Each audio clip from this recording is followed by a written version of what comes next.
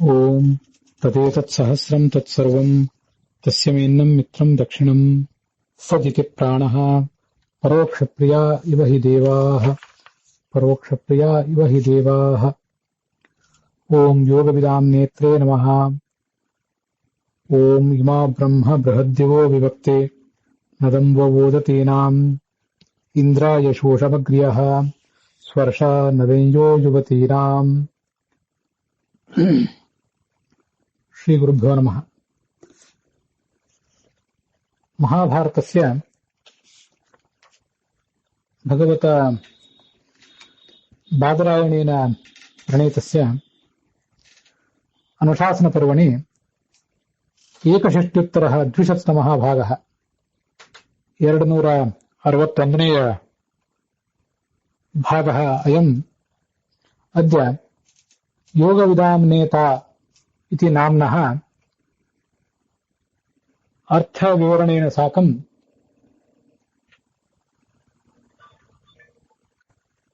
ಪ್ರಚಲತಿ.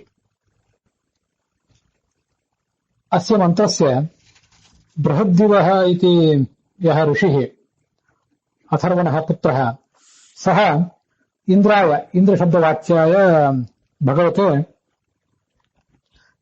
ಇಮಂ ಮಂತ್ರಂ ಶ್ರಾವಯಾಮಾಸ ಇತಿ ತತ್ವಸಾರವ್ಯಾಖ್ಯಾನೆ ಸ್ಥಿತಂ. ಅಸ್ಮಾಭಿಸ್ತು ಬೃಹದ್ದಿವಃ ಇತಿ ಶಬ್ದಸ್ಯ ಚತುರ್ಮುಖಃ ಪ್ರಾಣಃ ವಾ ಇತ್ಯರ್ಥಂ ಸ್ವೀಕೃತ್ಯ ಚತುರ್ಮುಖ ಏವ ಸರ್ವೇಭ್ಯಃ ವೇದಾಭಿಮಾನಿಭ್ಯಃ ವೇದ ಋಷಿಭ್ಯಃ ದೇವೇಭ್ಯಃ ವೇದ ಅಭಿಮಾನಿನಿಭ್ಯಃ ದೇವತಾ ಸ್ತ್ರೀಭ್ಯಃ ವೇದಾರ್ಥ ರೂಪೇಭ್ಯಃ ದೇವೇಭ್ಯೋ ವಾ ಸರ್ವಾನ್ ಇಮಾನ್ ಮಂತ್ರಾನ್ ವ್ಯಾಚಖ್ಯೌ. ಇಂದ್ರಾಯ ಶ್ರವಣೆ ಮನನೆ ಧ್ಯಾನೇ ಚ ಸಮರ್ಥಾಯ ಸಾಧಕ ಸಾಮಾನ್ಯಾಯ ಚ ಚತುರ್ಮುಖಃ ಪ್ರಾಣೋ ವಾ ಮಂತ್ರಮಿಮಂ ವ್ಯಾಚಖ್ಯೌ. ಬೃಹದ್ದಿವ ಅನ್ನೋ ಶಬ್ದಕ್ಕೆ ಚತುರ್ಮುಖ ಅಥವಾ ಮುಖ್ಯ ಪ್ರಾಣ ಅನ್ನುವಂಥ ಅರ್ಥವನ್ನು ನೋಡ್ಕೊಂಡಿದ್ವಿ ನಾವು. ಬೃಹತ್ ಅಂದ್ರೆ ದೊಡ್ಡವರು ಅಂತ ಅರ್ಥ. ದ್ಯು ಅಂದ್ರೆ ಸ್ವಯಂ ಪರಮಾತ್ಮ ಅಥವಾ ಮುಖ್ಯ ಲಕ್ಷ್ಮೀದೇವಿ ಅಂತ ಅರ್ಥ. ಸ್ವಯಂ ಪರಮಾತ್ಮ ಅಥವಾ ಲಕ್ಷ್ಮೀದೇವಿ ಯಾವ ಚತುರ್ಮುಖ ಮತ್ತು ಮುಖ್ಯ ಪ್ರಾಣಗಳಿಗಿಂತ ಉತ್ತಮರಾಗಿದ್ದಾರೋ ಆ ಪರಮಾತ್ಮನೇ ಬೃಹದ್ದಿವ ಅಂತ ಅರ್ಥವನ್ನು ನೋಡಿಕೊಂಡು ಆತನೇ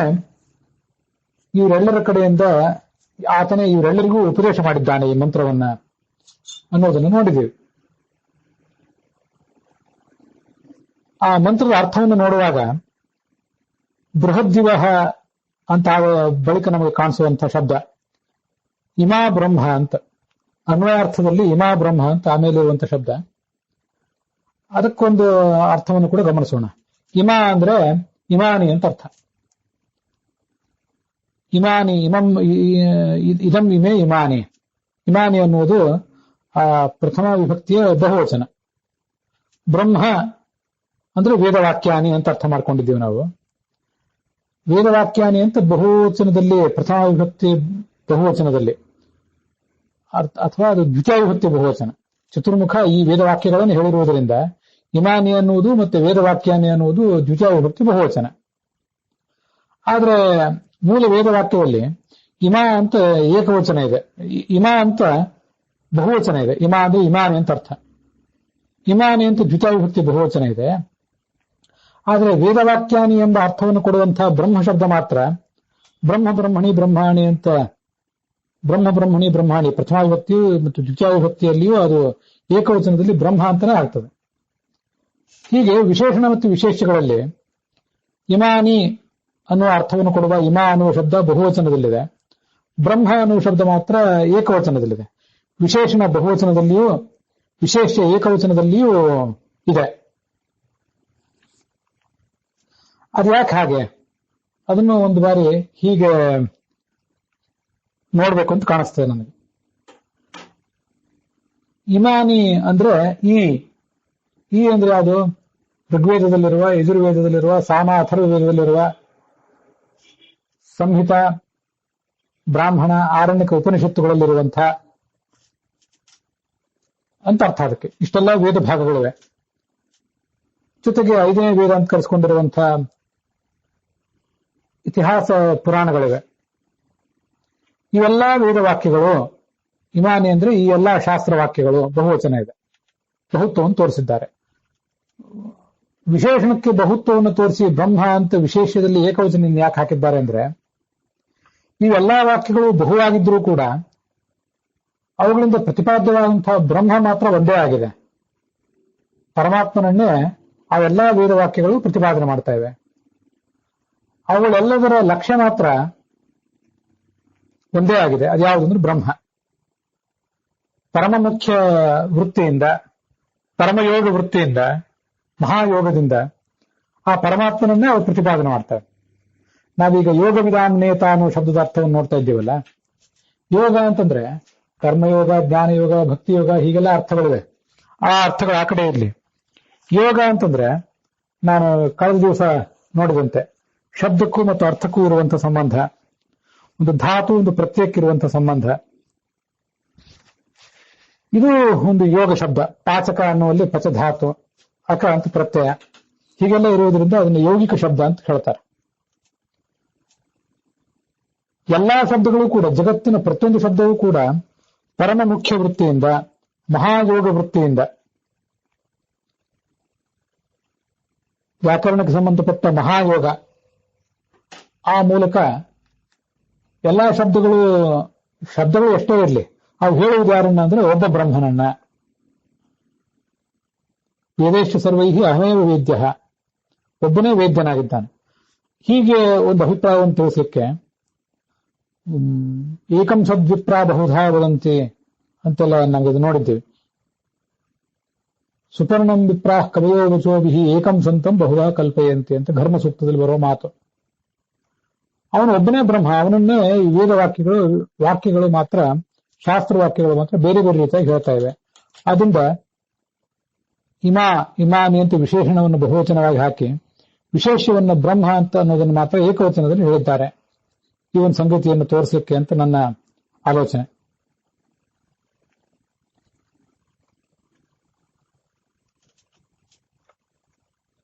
ಇದ್ರ ಹಿಂದಿನ ಶಬ್ದಗಳು ಅಗ್ರಿಯ, ಬೃಹದ್ದಿವ, ಸ್ವರಷ ಇತ್ಯಾದಿ ಶಬ್ದಗಳ ಅರ್ಥಗಳನ್ನ ನಾವು ನೋಡಿದ್ದೇವೆ.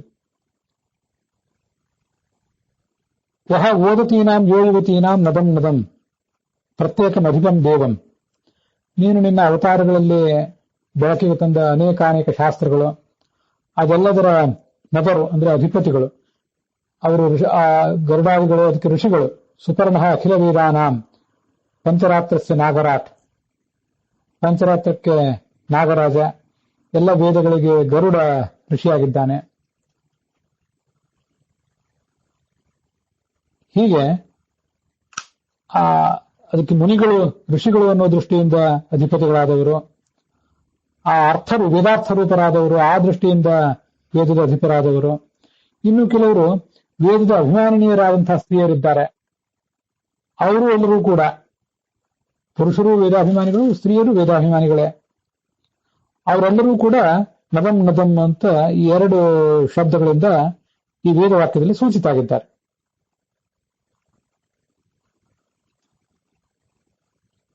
ಇವರೆಲ್ಲರನ್ನೂ ಕುರಿತು ಮತ್ತೆ ಇಂದು ಶಬ್ದವಾಚನಾದಂತಹ ಜೀವನನ್ನು ಕುರಿತು ಈ ಚತುರ್ಮುಖ ಬ್ರಹ್ಮ ಅನಾಯಾಸವಾಗಿ ಇದನ್ನೆಲ್ಲ ವಿವರಿಸಿದ. ಬೇರೆ ಯಾರೋ ಈ ಶಾಸ್ತ್ರೀಯ ಸಂಗತಿಗಳನ್ನು ವಿವರಿಸಿದ್ರೆ ಈ ಶಬ್ದಗಳೆಲ್ಲ ಭಗವಂತನನ್ನೇ ಹೇಗೆ ಹೇಳುವುದು, ಸರ್ವಶಬ್ದ ವಾಚ್ಯ ಭಗವಂತ ಹೇಗೆ ಅನ್ನುವುದೆಲ್ಲ ನಮಗೆ ಗೊಂದಲಮಯ ಆದಿತ್ತು. ಆದರೆ ಅತ್ಯಂತ ಸೂಕ್ಷ್ಮ ಅಂದ್ರೆ ಸುಖವಾಗಿ ಹೇಳಬಲ್ಲವನು ಇವನು. ಯಾಕಂದ್ರೆ ಇವನು ಅತ್ಯಂತ ದೊಡ್ಡವನು, ಅಗ್ರಿಯ, ಪ್ರಥಮ ಪ್ರತಿಪತ್ತೃತ್ವಾತ್ ಮುನಿರ್ಬ್ರಹ್ಮ ಅಖಿಲಸ್ಯ ಚ. ಎಲ್ಲದಕ್ಕೂ ದೊಡ್ಡ ಮೊದಲನೇ ಋಷಿ ಅವನು. ಎಲ್ಲವನ್ನು ಚತುರ್ಮುಖ ಬ್ರಹ್ಮ ಈ ಪರಮಾತ್ಮನೆಂದರೆ ತಿಳಿದವನು. ಆದ್ರಿಂದ ಯಾವುದೇ ಗೊಂದಲಕ್ಕೆ ಕಾರಣ ಆಗದಂತೆ ಅನಾಯಾಸವಾಗಿ ಎಲ್ಲವನ್ನು ವರ್ಣಿಸಿದ್ದಾನೆ. ಅಂತ ಅದರ ತಾತ್ಪರ್ಯ.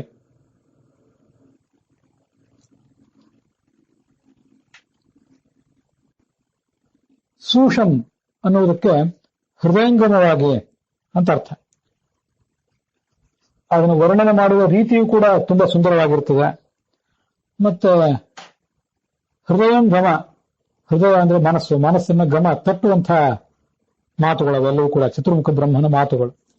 ಮೂಲತಃ ಆ ಸಾಹಿತ್ಯ ರಾಶಿಯೇ ಅಷ್ಟು ಅದ್ಭುತವಾದದ್ದು, ಚತುರ್ಮುಖ ಬೇರೆ ಅಷ್ಟು ಅದ್ಭುತವಾಗಿ ಅದನ್ನು ಪ್ರತಿಪಾದನೆ ಮಾಡಿದ್ದಾನೆ. ಆದ್ರಿಂದ ಅವೆಲ್ಲವೂ ಕೂಡ ಅಂಥ ಶ್ರೇಷ್ಠವಾದಂತಹ ಬೋಧನೆಯನ್ನು ಒಳಗೊಂಡಿವೆ ಅಂತ ಅದರ ತಾತ್ಪರ್ಯ.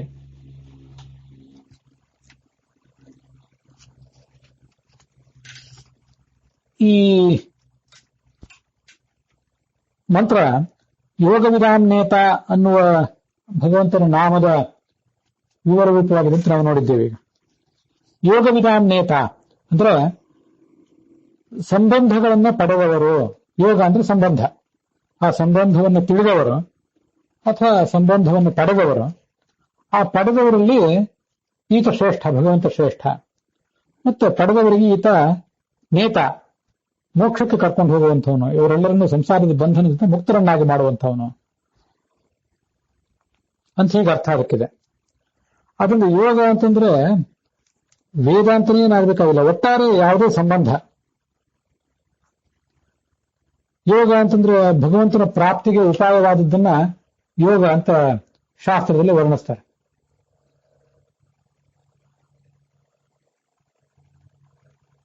ಸಮ್ಯಕ್ ತತ್ವದೃಷಿ ಸಾಂಖ್ಯಂ ಯೋಗ ತತ್ ಸಾಧನಂ ಸ್ಮೃತಂ ಅಂತ ಇದು ಗೀತಾ ತಾತ್ಪರ್ಯದಲ್ಲಿ 2ನೇ ಅಧ್ಯಾಯದಲ್ಲಿ 39ನೇ ಶ್ಲೋಕದಲ್ಲಿ ನಾವು ನೋಡ್ತೇವೆ. ಆಮೇಲೆ ಮೋಕ್ಷೋಪಾಯ ಯೋಗ ಅಂತ ಅಗ್ನಿ ಪುರಾಣದ ಮಾತು, ಅದನ್ನು ಕೂಡ ಗೀತಾ ತಾತ್ಪರ್ಯದಲ್ಲಿ 5ನೇ ಅಧ್ಯಾಯ 6ನೇ ಶ್ಲೋಕದಲ್ಲಿ ಗಮನಿಸ್ತೇವೆ ನಾವು. ಹಾಗಾದ್ರೆ ಒಟ್ಟಾರೆ ಯೋಗ ಅಂದ್ರೆ, ಯೋಗ ಶಬ್ದಕ್ಕೆ ಮುಖ್ಯ ಅರ್ಥ ಮೋಕ್ಷದ ಉಪಾಯ. ಆ ಮೋಕ್ಷದ ಉಪಾಯವನ್ನ ಪಡೆದಂಥವರು ಅಥವಾ ತಿಳಿದಂಥವ್ರು, ಕೆಲವರು ಇನ್ನೂ ತಿಳಿದಿದ್ದಾರೆ, ಆ ಉಪಾಯವನ್ನು ಇನ್ನೂ ಪಡ್ಕೊಂಡಿಲ್ಲ, ಕೆಲವರು ತಿಳಿದು ಪಡೆದಿದ್ದಾರೆ. ಎಲ್ರಿಗೂ ಕೂಡ ಈ ಭಗವಂತನೇ ಮೋಕ್ಷದಾಯಕ ಅಂತ ಅದರ ತಾತ್ಪರ್ಯ. ಹಾಗಾದ್ರೆ ಇಲ್ಲಿ ಯೋಗ ಅನ್ನೋ ಶಬ್ದಕ್ಕೆ ಅರ್ಥ ಏನು, ಅದೆಲ್ಲವನ್ನು ಕೂಡ ನಾವು ಗಮನಿಸೋಣ. ಮೊದಲನೇದಾಗಿ ಯೋಗ ಅಂತಂದ್ರೆ ನಾವೀಗಾಗಲೇ ನೋಡಿದ್ದೇವೆ, ಶಬ್ದಗಳು ರೂಢ ಶಬ್ದಗಳು ಮತ್ತು ಯೌಗಿಕ ಶಬ್ದಗಳು ಅಂತಿವೆ.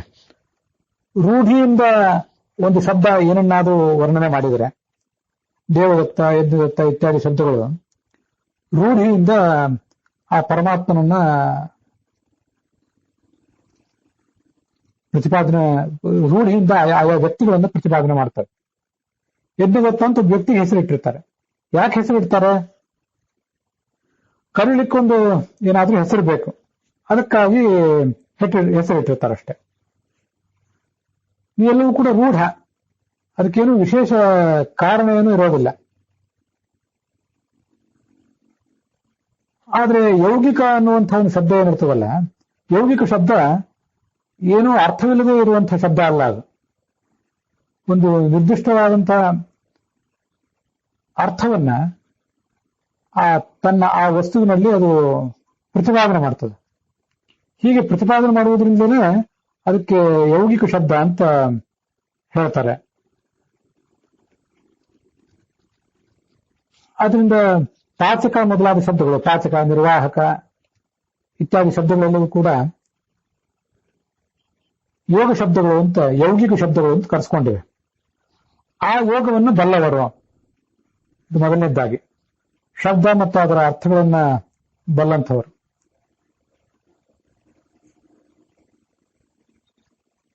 ಆ ಬಲ್ಲಂಥವರಿಗೆ ಈತ ನೇತ.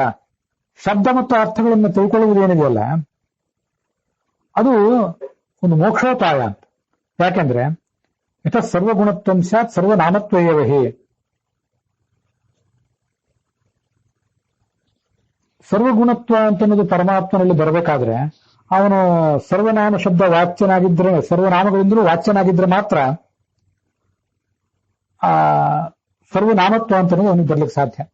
ಎಲ್ಲಾ ಶಬ್ದಗಳಿಂದಲೂ ಅವನು ವಾಚ್ಯನಾದಾಗ, ಎಲ್ಲಾ ಶಬ್ದಗಳಿಂದಲೂ ಬೋಧಿಸಲ್ಪಡುವಂತಹ ಗುಣಗಳು ಅವನಲ್ಲಿ ಬರ್ಲಿಕ್ಕೆ ಸಾಧ್ಯ.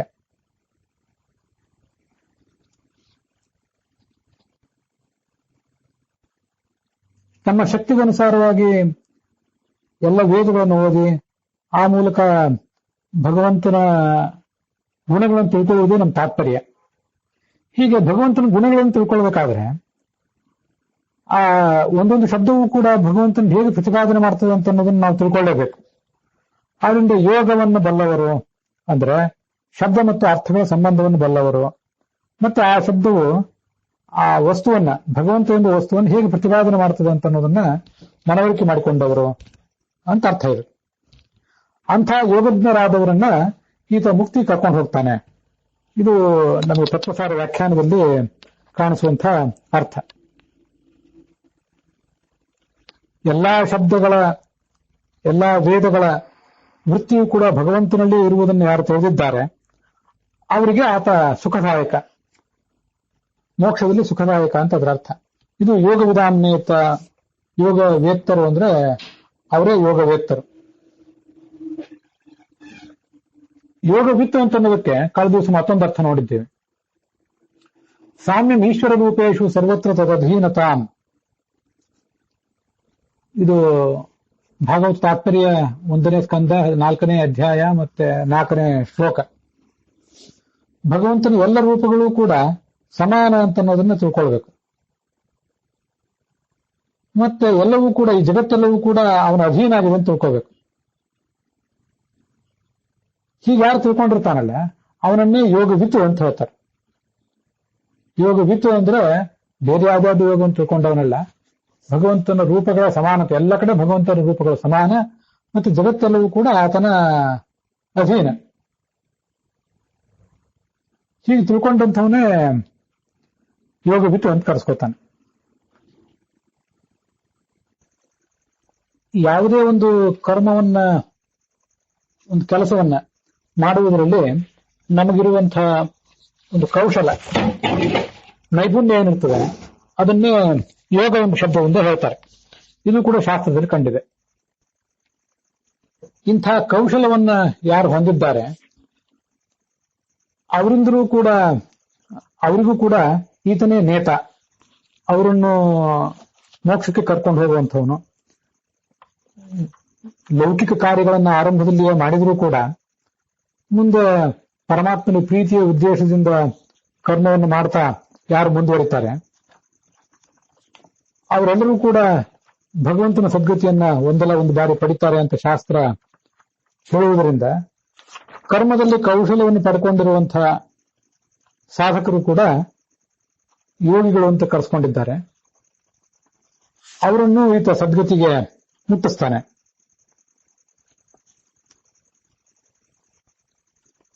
ಗೀತೆಯ 5ನೇ ಅಧ್ಯಾಯದಲ್ಲಿ ಸನ್ಯಾಸ ಕರ್ಮಯೋಗಶ್ಚ ನಿಶ್ರೇಯಸಕರಾವುಭೌ ತಯೋಸ್ತು ಕರ್ಮ ಸನ್ಯಾಸಾತ್ ಕರ್ಮಯೋಗೋ ವಿಶಿಷ್ಯತೆ ಅಂತ ಕರ್ಮಯೋಗ ಅನ್ನುವಂತಹ ಒಂದು ಶಬ್ದವನ್ನ ಭಗವಂತ ಪ್ರಯೋಗಿಸಿದ್ದಾನೆ.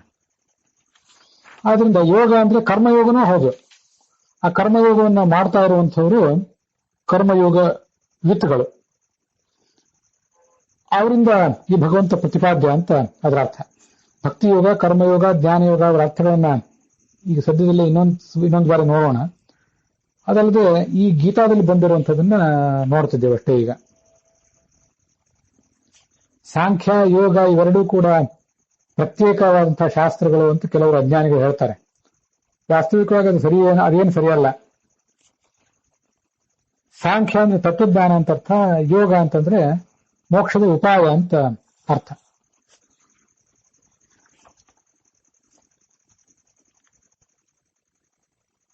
ಜ್ಞಾನ ಮಾರ್ಗ ಕರ್ಮ ಮಾರ್ಗ ಇತಿ ಭೇದಸ್ತತೋ ನಹಿ ತಸ್ಮಾದ್ ಆಶ್ರಮ ಭೇದೋಯಂ ಕರ್ಮ ಸಂಕೋಚ ಸಂಭವ.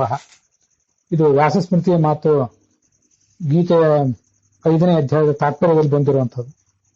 ಜ್ಞಾನಯೋಗ, ಕರ್ಮಯೋಗ ಅಂತ ಒಂದಕ್ಕೊಂದು ಸಂಬಂಧ ಇಲ್ಲದೆ ಇರುವಂತಹ ಪ್ರತ್ಯೇಕ ಮಾರ್ಗಗಳೇನ ಅಲ್ಲ ಅವು. ಇದೆಲ್ಲವೂ ಕೂಡ ಯತಿಗಳು, ಗೃಹಸ್ಥರು ಅನ್ನುವಂತಹ ಆಶ್ರಮಿಗಳೇನಿದ್ದಾರೆ ಅವರಲ್ಲಿ ಗೃಹಸ್ಥರಿಗೆ ಕರ್ಮಗಳ ಬದ್ಧತೆ ಹೆಚ್ಚು, ಸನ್ಯಾಸಿಗಳಿಗೆ ಕರ್ಮದ ಬದ್ಧತೆ ಕಡಿಮೆ. ಇಷ್ಟನ್ನು ಮಾತ್ರ ಹೇಳ್ತಿರ್ತಾರೆ. ಯತಿಗಳಿಗೂ ಕೆಲವು ಕರ್ಮಗಳಿದ್ದೇ ಇವೆ. ಆದ್ರಿಂದ ಜ್ಞಾನ ಮಾರ್ಗ ಕರ್ಮಯೋಗ ಮಾರ್ಗಗಳೆಂಬುದು ಒಂದಕ್ಕೊಂದು ಸಂಬಂಧವೇ ಇಲ್ಲದೆ ಇರುವಂತಹ ಪೂರ್ಣ ಭಿನ್ನವೇ ಆದಂತಹ ಮಾರ್ಗಗಳೇನೂ ಅಲ್ಲ. ಇದನ್ನ ಗೀತೆಯ ಸಾರ ಅಂತ ನಾವು ತಿಳಿಬೇಕು. ಅದರ ಯೋಗವನ್ನು ಬಲ್ಲಂಥವ್ರು, ಆ ಕರ್ಮದ ಯೋಗವನ್ನು ಬಲ್ಲಂಥವ್ರು, ಮೋಕ್ಷದ ಉಪಾಯವನ್ನು ಬಲ್ಲಂಥವ್ರು. ಮೋಕ್ಷೋಪಾಯೋ ಯೋಗ ಐತಿ ತದ್ರೂಪೋ ನ್ಯಾಸ ಏವತೋ ವಿಷ್ಣುರ್ಪಿತಯ ಭದ್ರೋ ನಾನ್ಯೋ ನ್ಯಾಸ ಕಥಂಚನ. ಮೋಕ್ಷಕ್ಕೆ ಸಾಧನವಾದದ್ದು ಯೋಗ. ಆ ಭಗವಂತನಿಗೆ ಅದನ್ನ ಅರ್ಪಿಸಿ ಯೋಗಯುಕ್ತ ವಿಶುದ್ಧಾತ್ಮ, ಯೋಗದ ಸಂಬಂಧವನ್ನು ಪಡೆದಂಥವನು ಕುರುವನ್ನಪಿ ನಲಿಪ್ಯತೆ, ಯಾವ ಕರ್ಮವನ್ನು ಮಾಡಿದ್ರೂ ಅದನಿಗೆ ಯಾವ ಲೇಪವೂ ಇಲ್ಲ ಅಂತ ಆ ಗೀತೆಯ ಈ 5ನೇ ಅಧ್ಯಾಯದ 7ನೇ ಶ್ಲೋಕದಲ್ಲಿ ವರ್ಣಿಸ್ತಾರೆ.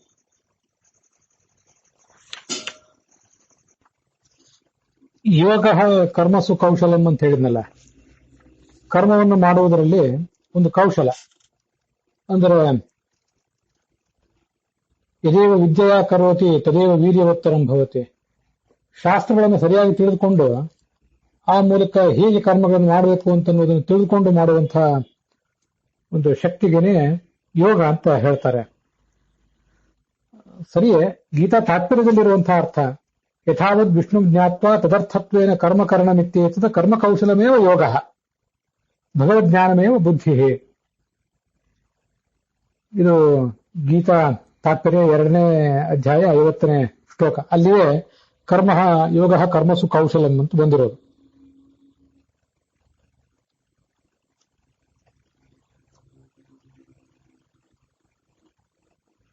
ತದ್ಧಿ ಕರ್ಮ ಕೌಶಲಂ. ಕರ್ಮದಲ್ಲಿ ಕೌಶಲ್ಯವನ್ನು ಸಂಪಾದನೆ ಮಾಡುವುದಂದ್ರೆ ಯಥಾವದ್ ವಿಷ್ಣು ಜ್ಞಾತ್ವ, ಭಗವಂತನನ್ನು ಸರಿಯಾಗಿ ತಿಳಿದುಕೊಂಡು ತದರ್ಥತ್ವೇನ ಕರ್ಮಕರಣಂ, ಭಗವಂತನ ಪ್ರೀತಿಯಾಗಿ ಕರ್ಮವನ್ನು ಮಾಡುವುದೇ ಹೊರತು ಕರ್ಮದಿಂದ ಯಾವುದೇ ಫಲವನ್ನ ಬಯಸದಿರುವುದು. ಇದಕ್ಕೆ ಇಂಥ ಒಂದು ಕರ್ಮ ಕೌಶಲವನ್ನೇ ಯೋಗ ಅಂತ ಹೇಳ್ತಾರೆ.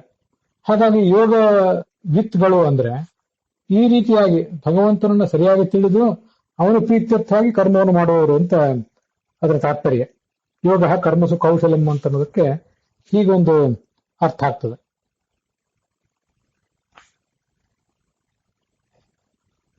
ಮತ್ತೆ ಸಮತ್ವಂ ಯೋಗ ಉಚ್ಯತೆ ಅಂತ ಅದೇ 2ನೇ ಅಧ್ಯಾಯ 48ನೇ ಶ್ಲೋಕದಲ್ಲೂ ಕೂಡ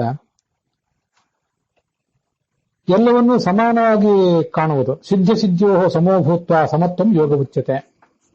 ನಾವು ಕರ್ಮವನ್ನು ಮಾಡ್ತಾ ಇದ್ದೇವೆ, ಅದರಿಂದ ಸಿದ್ಧಿ ಬರಲಿ ಬಿಡ್ಲಿ,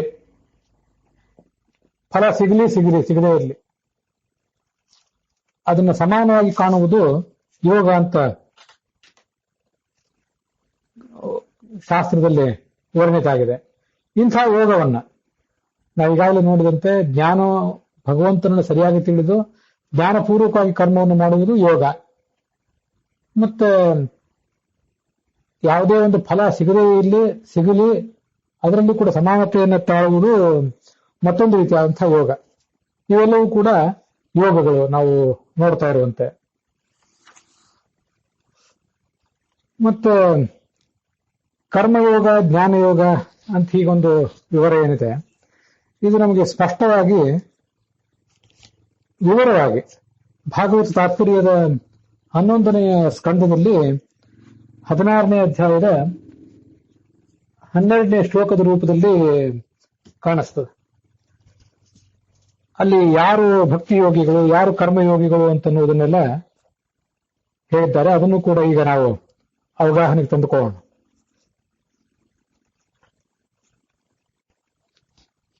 ಭಾಗವತ ತಾತ್ಪರ್ಯದ 11ನೇ ಸ್ಕಂದದಲ್ಲಿ 20ನೇ ಅಧ್ಯಾಯ 6ನೇ ಶ್ಲೋಕ ಅದನ್ನು ವರ್ಣಿಸುವಂತೆ ಸನಕಾದ್ಯಾಹ ಭಕ್ತಿಯೋಗಾಹ ಸನಕಾದ್ಯಾಹ ಜ್ಞಾನಯೋಗಾಹ ಭಕ್ತಿಯೋಗಾಸ್ತು ದೇವತಾಃ ಮಾನುಷಾಃ ಕರ್ಮಯೋಗಾಶ್ಚ ತ್ರಿಧೈತೆ ಯೋಗಿನ ಸ್ಮೃತಾಃ. ಸನಕಾದಿಗಳನ್ನ ಜ್ಞಾನಯೋಗಿಗಳು ಅಂತನೂ, ದೇವತೆಗಳನ್ನ ಭಕ್ತಿಯೋಗಿಗಳು ಅಂತನೂ, ಮನುಷ್ಯರನ್ನ ಕರ್ಮಯೋಗಿಗಳು ಅಂತಲೂ ವರ್ಣಿಸ್ತಾರೆ. ಎಲ್ಲರಿಗೂ ಎಲ್ಲ ಯೋಗಗಳಿಂದಲೂ ಮುಕ್ತಿ ಆಗೇ ಆಗ್ತದೆ. ಎಲ್ಲರಿಗೂ ಜ್ಞಾನ ಭಕ್ತಿ ಕರ್ಮ ಇವು ಬೇಕೇ ಬೇಕು. ಅದರಲ್ಲಿ ದೇವತೆಗಳನ್ನ ಭಕ್ತಿಯೋಗಿಗಳು ಅಂತ ಯಾಕೆ ಹೇಳ್ತಾರೆ? ಭಕ್ತಿಯೇ ಅವರಿಗೊಂದು ಯೋಗ. ಯೋಗ ಅಂದ್ರೆ ಮೋಕ್ಷೋಪಾಯ. ಭಕ್ತಿಯನ್ನು ಮೋಕ್ಷೋಪಾಯವನ್ನಾಗಿ ಮಾಡಿಕೊಂಡವರು. ಭಗವಂತನ ಗುಣಗಳನ್ನ ತಮ್ಮ ಪ್ರತಿಭಾದಿಂದಲೇ ಅವರು ತಿಳಿದಿರ್ತಾರೆ. ತಾವು ತಿಳಿದ ಗುಣಗಳನ್ನು ವೇದದಲ್ಲಿ ಆಮೇಲೆ ಕಾಣ್ತಾರೆ ಅಷ್ಟೇ. ಅವರು ವೇದದಲ್ಲಿ ಆ ಗುಣಗಳನ್ನು ಕಂಡು ವೇದಗಳಿಗೆ ಅರ್ಥವನ್ನು ಹೇಳ್ತಾರೆ. ಅದಕ್ಕಾಗಿ ಅವರುಗಳನ್ನ ಭಕ್ತಿ ಯೋಗಿಗಳು ಅಂತ ಹೇಳ್ತಾರೆ. ಸನಕಾದಿಗಳೇನಿದ್ದಾರೆ, ವೇದಾಂಗಗಳಿಗೆ ಅನುಸಾರವಾಗಿ, ಶಿಕ್ಷಾ ಮೊದಲಾದ 6 ಅಂಗಗಳಿಗೆ ಅನುಸಾರವಾಗಿ ವೇದಾರ್ಥಗಳನ್ನು ತಿಳಿದು ಆ ವೇದಾರ್ಥದ ಜ್ಞಾನ ಆದ ಮೇಲೆ ಅಲ್ಲಿ ಭಗವದ್ ಗುಣಗಳನ್ನ ಅವರು ತಿಳ್ಕೊತಾರೆ. ಮೊದಲೇ ಅವರಿಗೆ ಭಗವಂತನ ಗುಣಗಳನ್ನು ತಿಳಿಯುವಂತ ಶಕ್ತಿ ಇರೋದಿಲ್ಲ. ವೇದಗಳನ್ನು ತಿಳ್ಕೊಂಡ್ರೆ ಅವರಿಗೆ ಭಗವಂತನ ಗುಣಗಳನ್ನು ತಿಳಿಯುವ ಶಕ್ತಿ. ಅದಕ್ಕಾಗಿ ಮೊದಲು ಜ್ಞಾನ, ಆಮೇಲೆ ಭಕ್ತಿಯನ್ನು ಮಾಡುವವರು. ಭಕ್ತಿ ಮಾಡಬೇಕಾದ್ರೆ ಗುಣಗಳ ಜ್ಞಾನ ಆಗಬೇಕು, ಗುಣಗಳ ಜ್ಞಾನ ಆಗಬೇಕಾದ್ರೆ ವೇದದ ಜ್ಞಾನ ಅವ್ರಿಗೆ ಆಗಬೇಕು. ಹೀಗೆ ಮೊದಲು ಜ್ಞಾನ ಅವರಿಗೆ, ಆಮೇಲೆ ಭಗವಂತನ ಗುಣಗಳ, ಮೊದಲು ವೇದ ಜ್ಞಾನ, ಆಮೇಲೆ ಗುಣಗಳ ಜ್ಞಾನ, ಆಮೇಲೆ ಭಕ್ತಿ. ಹೀಗೆ ಜ್ಞಾನ ಮೊದಲು ಅವರಿಗಾದ್ರಿಂದ ಅವರನ್ನ ಜ್ಞಾನಯೋಗಿಗಳು ಅಂತ ಹೇಳ್ತಾರೆ. ದೇವತೆಗಳು ಮೊದಲೇ ತಮ್ಮ ಭಕ್ತಿ ಪ್ರತಿಭೆಗಳ ಮೂಲಕ ಭಗವಂತನ ಗುಣಗಳನ್ನು ಬಲ್ಲವರಾದ್ರಿಂದ ಅವರನ್ನು ಭಕ್ತಿ ಯೋಗಿಗಳು ಅಂತ ಹೇಳ್ತಾರೆ.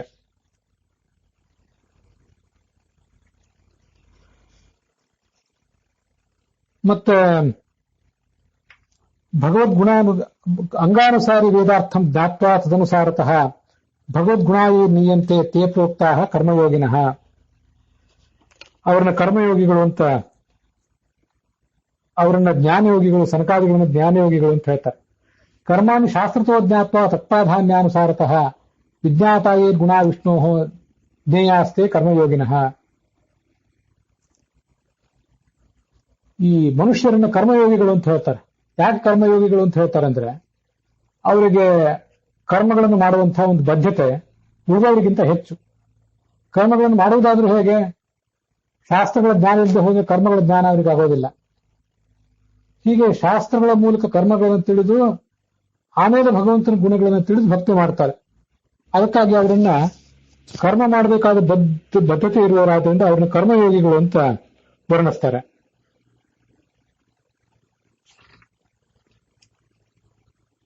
ದೇವಾನಾಮಪಿ ಕರ್ಮಿತ್ವಂ ಯದ್ಯಪಿ ವಿದ್ಯತಿ ಸ್ಫುಟಂ. ದೇವತೆಗಳು, ಸನಕಾದಿಗಳು, ಯೋಗಿಗಳು ಎಲ್ಲರೂ ಕೂಡ ಕರ್ಮವನ್ನು ಮಾಡೇ ಮಾಡ್ತಾರೆ. ತಥಾಪಿ ಪ್ರತ್ಯವಾಯಿತ್ವಾತ್ ಮನುಷ್ಯ ಕರ್ಮಯೋಗಿನಃ. ಕರ್ಮವನ್ನು ಮಾಡದೆ ಹೋದ್ರೆ ಒಂದು ದೋಷ ಇದೆ ಈ ಮನುಷ್ಯರಿಗೆ. ಅದಕ್ಕಾಗಿ ಅವರನ್ನ ಕರ್ಮಯೋಗಿಗಳು ಅಂತ ಮನುಷ್ಯರನ್ನು ಹೇಳುವುದಿದೆ. ತ್ರಿಯೋಗಾಭ್ಯಧಿಕೋ ಬ್ರಹ್ಮ ಸರ್ವೇಭ್ಯ ಪರಮೋ ವಿಭು ಮಹಾಯೋಗೇಶ್ವರೇಶೇಷ ತಸ್ಮಾತ್ ಬ್ರಹ್ಮ ಚತುರ್ಮುಖ. ವಸ್ತುತಃ ಈ 3 ಯೋಗಗಳ ಮೂಲಕ ಪರಮಾತ್ಮನನ್ನು ಉಪಾಸನೆ ಮಾಡುವವನು, ಪರಮಾತ್ಮನನ್ನು ತಲುಪಲಿಕ್ಕೆ ಪ್ರಯತ್ನ ಪಡುವಂಥವನು ಈ ಚತುರ್ಮುಖ ಬ್ರಹ್ಮ. ಅವನಿಗೆ ಮಹಾಯೋಗೇಶ್ವರೇಶೇಷ ಅಂತ ಹೀಗೆ ವರ್ಣಿಸ್ತಾರೆ. ಅಂತ ಮಹಾಶಕ್ತಿ ಇದ್ದಂಥವನು ಅವನು. ಈ ಕಾರಣದಿಂದ ಯೋಗ ವಿಧಾನೇತ ಅನ್ನುವಂಥ ಒಂದು ಶಬ್ದ ಏನಿದೆಯಲ್ಲ, ಅದು ಒಂದು ತಾರತಮ್ಯ ಕಕ್ಷಾವನ್ನೇ ವರ್ಣನೆ ಮಾಡಿದಂತಾಯ್ತು. ಮನುಷ್ಯರು ಕರ್ಮಯೋಗಿಗಳು, ಅದಾದ ನಂತರ ಬರುವಂಥವರು, ಅವರ ಮೇಲೆ ಬರುವಂಥವರು ಜ್ಞಾನಯೋಗಿಗಳಾದಂತಹ ಸನಕಾದಿಗಳು, ಅವ್ರಿಗಿಂತಲೂ ಮೇಲೆ ಇರುವಂಥವರು ಭಕ್ತಿಯೋಗಿಗಳಾದಂತಹ ದೇವತೆಗಳು. ಹೀಗೆ ಈ ಕರ್ಮಯೋಗ, ಜ್ಞಾನಯೋಗ ಮತ್ತು ಭಕ್ತಿಯೋಗ ಅನ್ನುವ 3 ಶಬ್ದಗಳ ಮೂಲಕ ಸಂಕ್ಷಿಪ್ತವಾಗಿ ತಾರತಮ್ಯವನ್ನು ಹೇಳಿ ಅದೆಲ್ಲದಕ್ಕೂ ಆ ಎಲ್ಲ ತಾರತಮ್ಯವುಳ್ಳಂತಹ ಜೀವರಿಗೆ ಇವನು ನಿಯಾಮಕ ಅನ್ನುವಂತಹ ಅರ್ಥವನ್ನ ಪ್ರತಿಪಾದನೆ ಮಾಡಿದಂತಾಯ್ತು. ಇದಲ್ಲದೆ ಈ ಯೋಗ ಅಂತನ್ನುವ ಶಬ್ದಕ್ಕೆ ನಮಗೆ ಗೊತ್ತಿರುವಂತೆ ಸನ್ಯಾಸ ಯೋಗ, ಸನ್ಯಾಸ ಅಂತನ್ನುವುದನ್ನು ಕೂಡ ಒಂದು ಯೋಗ ಅಂತ ವರ್ಣಿಸ್ತಾರೆ. ಸನ್ಯಾಸ ಯೋಗ ಜೊತೆಯ ಶುದ್ಧ ಸತ್ವಾಹ ಅಂತ ಹೇಳಿ ವೇದ ಸನ್ಯಾಸ ಯೋಗದ ಮೂಲಕ ಭಗವಂತನನ್ನು ಅವರು ತಲುಪ್ತಾರೆ ಅಂತ ವರ್ಣನೆ ಮಾಡುವಂತ ಭಾಗಗಳು ವೇದದಲ್ಲಿ ಕಾಣುತ್ತವೆ. ಅದರಿಂದ ಯೋಗ ವೇತ್ತರು ಅಂತಂದ್ರೆ ಸನ್ಯಾಸ ಯೋಗವನ್ನು ತಿಳಿದವರು, ಅವರಿಗೂ ಆತ ಗಮ್ಯನೇ. ಈಗಾಗಲೇ ಯೋಗ ಅಂದ್ರೆ ಕರ್ಮಯೋಗ, ಜ್ಞಾನಯೋಗ, ಭಕ್ತಿಯೋಗ ಅಂತ ಅರ್ಥ ಮಾಡಿದೆವು. ಯೋಗ ಅಂತಂದ್ರೆ ಮೂಲತಃ ಸನ್ಯಾಸಿಗಳಾದವರು, ವಾನಪ್ರಸ್ಥರಾದವರು, ಗೃಹಸ್ಥರು ಮತ್ತು ಬ್ರಹ್ಮಚಾರಿಗಳು ಅನ್ನುವಂಥ ಒಂದು ವಿಭಾಗವೂ ಇದೆ ಶಾಸ್ತ್ರದಲ್ಲಿ. ಮುಕ್ತಿ ಹೋದ ಮೇಲೆ ಕೂಡ ಸಪತ್ನಿಕರಾಗಿ ಇರುವಂಥವ್ರು, ಅದನ್ನ ಭಾಗವತ್ ತಾತ್ಪರ್ಯದಲ್ಲೇ ಕೆಲವು ಕೂಡ ವರ್ಣನೆ ಮಾಡ್ತಾರೆ. ದೇವಾಹ ಸಜಾಯಾಹ ಮುಚ್ಯಂತೆ ಮಾನುಷಾಹ ಉಭಯಾತ್ಮಕಾಹ ವಿಜಾಯ ಏವ ಯೋಗೀಶಾಹ ಅಂತ. ದೇವಾ ಸಜಾಯಾಹ ಮುಚ್ಯಂತೆ, ದೇವತೆಗಳು ಸಪತ್ನೀಕರಾಗಿ ಸಾಧನೆ ಮಾಡಿ ಸಪತ್ನೀಕರಾಗಿ ಮುಕ್ತಿಗೆ ಹೋಗ್ತಾರೆ. ಕೆಲವು ಕೂಡ ಅವತಾರ ಮಾಡಿದಾಗ ಸನ್ಯಾಸಿಗಳಾಗಿ ಅವರು ಹುಟ್ಟಬಹುದು, ಇಲ್ಲ ಅಂತಲ್ಲ. ಸಾಮಾನ್ಯವಾಗಿ ಸಪತ್ನೀಕರಾಗಿ ಸಾಧನೆ ಮಾಡಿ ಸಪತ್ನೀಕರಾಗಿ ಮುಕ್ತಿಯನ್ನು ಪಡೆಯುತ್ತಾರೆ. ಮಾನುಷಾಹ ಉಭಯಾತ್ಮಕಾಹ, ಮನುಷ್ಯರಲ್ಲಿ ಮುಕ್ತಿ ಹೋದ ಬಳಿಕ ಪತ್ನಿಯರ ಜೊತೆಗೆ ಇರುವಂತಹವರು ಗುಂಪು ಹೊಂದಿದೆ. ಅಲ್ಲಿ ಪತ್ನಿಯರ ಜೊತೆಗೆ ಇಲ್ಲದೆ ಪ್ರತ್ಯೇಕವಾಗಿರುವಂತಹವರ ಕೆಲವು ಗುಂಪುಗಳು ಕೂಡ ಮನುಷ್ಯರಲ್ಲಿವೆ. ಮನುಷ್ಯರು ಎರಡೂ ವಿಧವಾಗಿರ್ತಾರೆ. ಮನುಷ್ಯರಲ್ಲಿ ಎಲ್ಲರೂ ಕೂಡ ಮುಕ್ತಿಯಲ್ಲಿ ಸಪತ್ನಿಕರಾಗಿ ಏನಿರೋದಿಲ್ಲ. ವಿಜಾಯ ಏನು ಯೋಗೀಶಾಹ, ಆದರೆ ಯೋಗಿಗಳಾದಂತಹ ಸನಕಾದಿಗಳೇನಿದ್ದಾರೆ ಅವರು ಮುಕ್ತಿಯಲ್ಲಿ ಪತ್ನಿ ರಹಿತರಾಗೇ ಇರ್ತಾರೆ. ಯಾವತ್ತೂ ಕೂಡ ಅವರ ಮೂಲ ಸ್ವಭಾವವೇ ಹಾಗೆ. ಹೀಗೆ ಯೋಗಾನುಶಬ್ದದಿಂದ ಮೂಲ ಸ್ವರೂಪದಲ್ಲಿಯೇ ಪತ್ನಿಯನ್ನು ಪಡೆದಂಥವರು ಕೆಲವರು, ಮುಕ್ತಿ ಹೋದ್ಮೇಲೆ ಪತ್ನಿಯನ್ನು ಪಡ್ಕೊಳ್ಳುವವರು ಅಂತ ಅದರ ತಾತ್ಪರ್ಯ ಆಗ್ತದೆ. ಮತ್ತೆ ಮುಕ್ತಿ ಹೋದ್ಮೇಲೂ ಕೂಡ ಪತ್ನಿಯ ಜೊತೆಗೆ ಇಲ್ಲದೇ ಇರುವಂಥವ್ರು, ಪ್ರತ್ಯೇಕವಾಗಿ ಇರುವಂಥವ್ರು, ಅವ್ರದ್ದು ಒಂದು ಗುಂಪಿದೆ. ಹೀಗೆ ಅನೇಕ ಥರದ ಸಾಧಕರಿದ್ದಾರೆ. ಕರ್ಮಯೋಗಿಗಳಿದ್ದಾರೆ, ಜ್ಞಾನಯೋಗಿಗಳಿದ್ದಾರೆ, ಭಕ್ತಿಯೋಗಿಗಳಿದ್ದಾರೆ. ಅವರನ್ನು ನೋಡಿದ್ದೇವೆ. ಅದರಂತೆ ಈ ಸಪತ್ನೀಕರಾಗಿ ಮುಕ್ತಿಯಲ್ಲಿರುವವರು, ಪತ್ನಿ ರಹಿತರಾಗಿ ಮುಕ್ತಿಯಲ್ಲಿರುವಂಥವರು, ಹೀಗೂ ಒಂದು ಗುಂಪಿದೆ. ಅದನ್ನ ಈ ಸನ್ಯಾಸ ಯೋಗ ಇತ್ಯಾದಿ ಶಬ್ದಗಳಿಂದ ನಾವು ತಿಳ್ಕೊಳ್ಬೇಕು. ಅಂಥ ಯೋಗ ವೇತ್ತರಿಗೂ ಕೂಡ ಏನು ಮುಕ್ತಿಯನ್ನು ಕೊಟ್ಟೇ ಕೊಡ್ತಾನೆ. ಮುಕ್ತಿಯಲ್ಲಿ ಹೋದ್ಮೇಲೆ ಎಲ್ಲರೂ ಒಂದೇ ಥರ ಇರುವಂಥವ್ರಲ್ಲ. ಇದು ಮತ್ತೊಂದು ಅರ್ಥ. ಇನ್ನೊಂದು ಒಂದು ವಿಶಿಷ್ಟವಾದಂತಹ ಶಬ್ದ ಈ ರತಿಯೋಗ ಅಂತ. ರತಿಯೋಗ ಅಥವಾ ದಾಂಪತ್ಯ ಯೋಗ ಅಂತ ನಾವು ನೋಡುವಂಥ ಒಂದು ಶಬ್ದ ಇದೆ. ನಮಗೆ ಬೇರೆ ಎಲ್ಲ ಯೋಗಗಳು ಗೊತ್ತಿವೆ. ರಾಜಯೋಗ, ಜ್ಞಾನಯೋಗ, ಭಕ್ತಿಯೋಗ, ಕರ್ಮಯೋಗ ಇತ್ಯಾದಿಗಳೆಲ್ಲ ನಮ್ಗೆ ಗೊತ್ತಿವೆ. ಸನ್ಯಾಸ ಯೋಗ ಅಂತ ಅನ್ನೋದನ್ನು ಕೂಡ ನಾವು ಕೇಳಿದ್ದೇವೆ. ಈ ರತಿಯೋಗ ಅಂತ ಅನ್ನೋದು ಎಂಥದ್ದಿದು? ಇದೊಂದು ವಿಚಿತ್ರವಾದಂತಹ ಶಬ್ದವೇ ಆ ದೃಷ್ಟಿಯಿಂದ.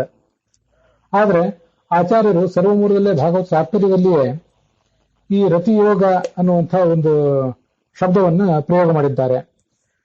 ಹರಿಣ ರತಿಯೋಗಸ್ಥ ಅಂತ ಆ ಲಕ್ಷ್ಮೀದೇವಿಯ ಕುರಿತಾಗಿ ಒಂದು ವರ್ಣನ ಇದೆ. ಅದನ್ನು ಕೂಡ ನಾವೀಗಿಲ್ಲಿ ತಿಳ್ಕೊಳ್ಬೇಕು.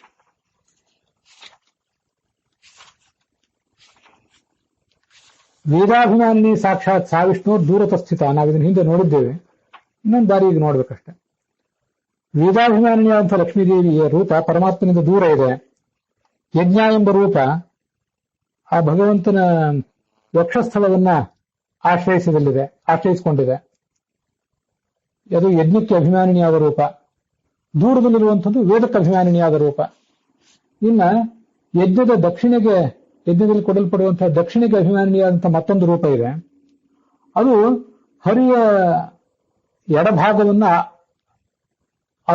ಪೂರ್ಣವಾಗಿ ಆವರಿಸಿಕೊಂಡಿದೆ. ಮತ್ತೆ ಅದು ರತಿಯೋಗವನ್ನು ಪಡೆದಿದೆ, ರತಿ ಸಂಬಂಧವನ್ನು ಪಡೆದಿದೆ ಅಂತ ಅದನ್ನು ವ್ಯಾಖ್ಯಾನಿಸ್ತಾರೆ. ಇದು ಯೋಗ ಅಂದ್ರೆ ಮತ್ತೊಂದು ರತಿಯೋಗ ಅಂತ.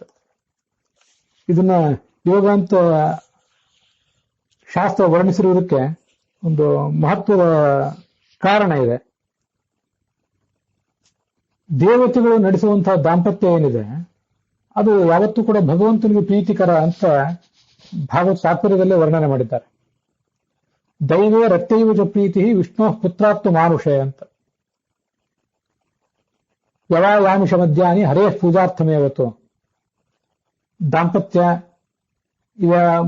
ಇವೇ ಮೊದಲಾದ ಕ್ರಿಯೆಗಳೆಲ್ಲವೂ ಕೂಡ ಭಗವಂತನ ಪೂಜೆಗಾಗಿ ಮೀಸಲಾಗಿರ್ತವೆ ಅಂತ. ಆ ದಾಂಪತ್ಯ ಅನ್ನೋದು ಭಗವಂತನ ಪೂಜೆಗಾಗಿ ಮೀಸಲಾಗುವುದು ಹೇಗೆ? ನಾವು ನಡೆಸುವ ದಾಂಪತ್ಯದಿಂದ ಭಗವಂತ ಪ್ರೀತ ಆಗುವುದು ಹೇಗೆ ಅಂದ್ರೆ, ಪುತ್ರಾತ್ಮ ಮಾನುಷೆ, ಮನುಷ್ಯರಾದವರು ದಾಂಪತ್ಯ ನಡೆಸಿ ಆ ಮೂಲಕ ಸಂತಾನೋತ್ಪಾದನೆ ಮಾಡಿಕೊಂಡು ಭಗವಂತನನ್ನು ಸಂಪ್ರೀತನನ್ನಾಗಿ ಮಾಡಬೇಕು. ದೇವತೆಗಳು ಮತ್ತೆ ಸಂತಾನೋತ್ಪತ್ತಿ ಮಾಡ್ತಾ ಇರೋದಿಲ್ಲ. ಸೃಷ್ಟಿಯ ಆರಂಭದಲ್ಲಿ ಒಂದು ಬಾರಿ ಅವರು ಸಂತಾನೋತ್ಪಾದನೆ ಮಾಡಿಬಿಟ್ರೆ ಮುಗಿದೋಯ್ತು. ಮತ್ತೆ ಅವ್ರ ಸಂಖ್ಯೆ ಬೆಳೆಯೋದಿಲ್ಲ. ಅವತಾರ ಮಾಡಿದಾಗ ಮತ್ತೆ ಮದುವೆ ಮಾಡ್ಕೊಂಡು ಮಕ್ಕಳನ್ನು ಪಡ್ಕೋತಾರೆ ಹೊರತು ಮೂಲ ರೂಪದಲ್ಲಿ ಮತ್ತೆ ಮಕ್ಕಳ ಸಂಖ್ಯೆ ಅವರಿಗೆ ಹೆಚ್ಚಾಗೋದಿಲ್ಲ. ಆದ್ರೆ ದಾಂಪತ್ಯವನ್ನ ರತಿಯನ್ನು ಮಾತ್ರ ಅವರು ಮಾಡೇ ಮಾಡ್ತಾರೆ. ದೈವೇ ರತ್ಯೈವಚ ಪ್ರೀತಿ, ಕೇವಲ ದಾಂಪತ್ಯವನ್ನ ಅವ್ರು ಮಾಡಿದ್ರು, ರತಿಯೋಗವನ್ನು ಅವರು ನಡೆಸಿದ್ರು ಕೂಡ ಭಗವಂತನಿಗೆ ಅದರಿಂದ ಪ್ರೀತಿ ಆಗ್ತದೆ. ಯೋಗ ಅಂದ್ರೆ ಮೋಕ್ಷೋಪಾಯ, ರತಿ ಅನ್ನುವುದು ಕೂಡ ದೇವತೆಗಳಿಗೊಂದು ಮೋಕ್ಷೋಪಾಯ. ಇದೊಂದು ವಿಶಿಷ್ಟವಾದ ಸಂಗತಿ. ನಾವೆಲ್ಲ ಕೇವಲ ಜ್ಞಾನ, ಕರ್ಮ, ಭಕ್ತಿ ಇತ್ಯಾದಿಗಳನ್ನು ಮಾತ್ರ ಮೋಕ್ಷೋಪಾಯ ಅಂತ ಹೇಳಿರ್ತೇವೆ. ವಾಸ್ತವಿಕವಾಗಿ ರತಿ ಅನ್ನುವುದು ಕೂಡ ಕೆಲವರಿಗೆ, ಎಲ್ಲಾ ವರ್ಗದವರಿಗೂ ಅಲ್ಲ, ಯಾರು ಸಪತ್ನಿಕರಾಗಿ ಮುಂದೆ ಮುಕ್ತಿಯಲ್ಲಿ ಇರಬೇಕಾದವರಿದ್ದಾರೆ ಅವರಿಗೆ ರತಿ ಅನ್ನುವುದು ಕೂಡ ಒಂದು ಯೋಗವೇ, ಮೋಕ್ಷೋಪಾಯವೇ. ಅದನ್ನು ಯೋಗ ಓದ್ತರು ಅಂತಂದ್ರೆ ಆ ರತಿಯೋಗವನ್ನು ಬಲ್ಲವರು, ಅವ್ರಿಗೆ ಇವನು ನೇತ, ಅಂಥವ್ರಿಗೂ ಕೂಡ ಮುಕ್ತಿಯನ್ನು ಕರುಣಿಸುವಂಥವನು. ಅದನ್ನೇ ಶಾಸ್ತ್ರಗಳಲ್ಲಿ ಆ ಮೋಕ್ಷವನ್ನು ಪಡೆದಂತಹ ಜೀವರು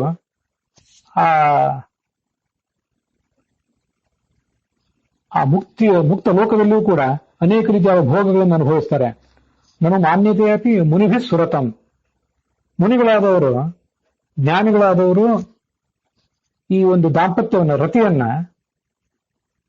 ಮಾನಿಸ್ತಾರೆ, ಅದಕ್ಕೆ ಅವರು ಮಹತ್ವ ಕೊಡ್ತಾರೆ ಅಂತ ವರ್ಣನೆ ಇದೆ. ಅನೇಕ ಜನ ಯೋಗಿಗಳು ತಾವು ದಾಂಪತ್ಯ, ರತಿ ಇತ್ಯಾದಿಗಳನ್ನು ಮಾಡದೇ ಇರಬಹುದು. ಆದರೆ ಅನೇಕ ಜನ ಬೇರೆ ಸಾಧಕರು, ದೇವತೆಗಳು ಮೊದಲಾದವರು ನಡೆಸುವ ದಾಂಪತ್ಯವನ್ನ ಅವರು ಮಾನಿಸ್ತಾರೆ, ಅದಕ್ಕೊಂದು ಮಹತ್ವ ಕೊಡ್ತಾರೆ. ಯಾಕಂದ್ರೆ ಸಾಧಕರ ಸ್ವಭಾವವೇ ಆಗಿರ್ತದೆ, ಒಬ್ಬೊಬ್ರದ್ದು ಒಂದೊಂದು ಸ್ವಭಾವ. ಸನ್ಯಾಸ ಯೋಗವನ್ನು ನಡೆಸುವಂಥವ್ರದ್ದು ಒಂದು ಸ್ವಭಾವ, ರತಿಯೋಗವನ್ನು ನಡೆಸುವಂಥವ್ರದ್ದು ಮತ್ತೊಂದು ಸ್ವಭಾವ. ಆ ರತಿಯೋಗವನ್ನು ನಡೆಸುವಂಥವ್ರಿಗೂ ಕೂಡ ಈತ ಸುಖವನ್ನು ಕೊಡುವವನು ನೇತ ಅಂತ ಅರ್ಥ. ಮತ್ತೆ ರತಿಯೋಗವನ್ನು ನಡೆಸುವವರಲ್ಲಿ ಅತ್ಯಂತ ಮುಖ್ಯವಾದಂತಹ ಸ್ಥಾನವನ್ನ ಪಡ್ಕೊಂಡಂಥವನು ಇವನು. ಇವನಂಥ ಸ್ಥಾನ ಮತ್ತೆ ಬೇರೆ ಯಾರಿಗೂ ಕೂಡ ಇಲ್ಲ ಅಂತ ನಾವು ತಿಳ್ಕೊಳ್ಬೇಕು. ಅದು ಹೇಗೆ ಅಂದ್ರೆ, ಈ ಜಗತ್ತಿನಲ್ಲಿ ನಾವೆಲ್ಲ ಈಗ ಭೌತಿಕ ದೇಹವನ್ನು ಪಡ್ಕೊಂಡಂಥವ್ರು ಏನಿದ್ದೇವೆ, ನಾವು ನಡೆಸುವಂಥ ಒಂದು ರತಿ ಅಥವಾ ದಾಂಪತ್ಯ, ಇವೆಲ್ಲವೂ ಕೂಡ ಭೌತಿಕ ದೇಹಗಳ ದಾಂಪತ್ಯ. ಇದು ಎಷ್ಟೇ ಜನ ಕವಿಗಳು, ಸಾಹಿತಿಗಳಾದವರು ಈ ದಾಂಪತ್ಯವನ್ನ, ಈ ಶೃಂಗಾರವನ್ನ ಏನೇನು ವರ್ಣನೆ ಮಾಡಿದ್ರು ಕೂಡ ಉಸಿರುಗಳು, ಪರಸ್ಪರರ ಉಸಿರು ಬೆರೆತು ಹೋಗುವಂಥ ಒಂದು ಆಲಿಂಗನ ಅಂತ ವರ್ಣನೆ ಮಾಡುವುದೇನು, ರಕ್ತದ ಕಣಗಳು ಪರಸ್ಪರ ಬೆರೆತು ಹೋಗುವಂತಹ ಒಂದು ಆಲಿಂಗನ ಅಂತ ವರ್ಣನೆ ಮಾಡುವುದೇನು, ಏನು ಮಾಡಿದರೂ ಕೂಡ ದೇವತೆಗಳ, ತತ್ರಾಪಿ ದಕ್ಷಿಣಾದೇವಿಯ ಮತ್ತೆ ಪರಮಾತ್ಮನ ಒಂದು ರತಿ ಏನಿದೆ, ಅಂಥ ಯೋಗವನ್ನ ಸಾಮಾನ್ಯರಾದವರಿಗೆ ಏನು ಮಾಡ್ಲಿಕ್ಕೆ ಸಾಧ್ಯ ಇದೆ? ಇಂಥ ವಿಶಿಷ್ಟವಾದಂತಹ ರತಿಯೋಗವನ್ನು ಮಾಡುವವರಲ್ಲಿ ಅವನೇ ಮೊದಲಿಗ, ಯೋಗ ವಿಧಾನ ನೇತ ಅವನು. ಅದಕ್ಕೆ ಅವನನ್ನ ಆ ಥರ ವರ್ಣನೆ ಮಾಡಿದ್ದಾರೆ. ನಮ್ಮ ದೇಹಗಳು, ನಮ್ಮ ಭೌತಿಕ ದೇಹಗಳು ಪರಸ್ಪರವಾಗಿ ಒಂದುಗೂಡ್ಲಿಕ್ಕೆ ಪೂರ್ಣವಾಗಿ ಸಾಧ್ಯ ಇಲ್ಲ, ಪೂರ್ಣಾರ್ಥದಲ್ಲಿ ಸಾಧ್ಯ ಇಲ್ಲ. ಏಕದೇಶನೇ ಇವು ಯಾವುದೋ ಒಂದು ಅಂಶದಿಂದ ಈ ಎರಡು ಭೌತಿಕ ದೇಹಗಳು ಒಂದಾಗಬಹುದು. ಆದ್ರೆ ಪರಮಾತ್ಮನಲ್ಲಿ ಮತ್ತು ಲಕ್ಷ್ಮೀದೇವಿಯಲ್ಲಿ ಮಾತ್ರ ಆ ಎರಡು ದೇಹಗಳು ಬೆರೆತು ಹೋಗುವುದೇನಿದೆ, ಬಲಭಾಗದಲ್ಲಿ ಪರಮಾತ್ಮ ಇದ್ದಾನೆ, ಎಡಭಾಗದಲ್ಲಿ ಲಕ್ಷ್ಮಿ ಇದ್ದಾಳೆ. ಹೀಗೆ ಬೆರೆತು ಹೋಗುವಿಕೆ ಅಂತ ಅನ್ನೋದು ಅಲ್ಲಿ ಪೂರ್ಣವಾಗಿ, ಪೂರ್ಣಾರ್ಥದಲ್ಲಿ ಸಾಧ್ಯ ಆಗ್ತದೆ. ಮತ್ತೆ ಅರ್ಧಾಂಗಿ ಅಂತ ಏನು ಶಬ್ದವನ್ನು ಪ್ರಯೋಗ ಮಾಡ್ತಾರೆ. ನಾವೆಲ್ಲ ನಮ್ಮ ಪತ್ನಿಯರನ್ನು ಅರ್ಧಾಂಗಿ ಅಂತ ಪ್ರಯೋಗ ಮಾಡಿದರೆ ಕೇವಲ ಒಂದು ನನ್ನ ಧರ್ಮ ಪತ್ನಿ ಅಂತ ಅಷ್ಟೇ ಅರ್ಥ. ಅದಕ್ಕೆ ನನ್ನ ಅರ್ಧ ಭಾಗವೇನು ಅವಳಲ್ಲ. ನಾವು ಯಾರೂ ಕೂಡ ನಮ್ಮ ಪತ್ನಿಯರ ಅರ್ಧ ಭಾಗವೂ ಅಲ್ಲ, ನಮ್ಮ ಪತ್ನಿಯರು ನಮ್ಮ ಅರ್ಧ ಭಾಗವೂ ಅಲ್ಲ.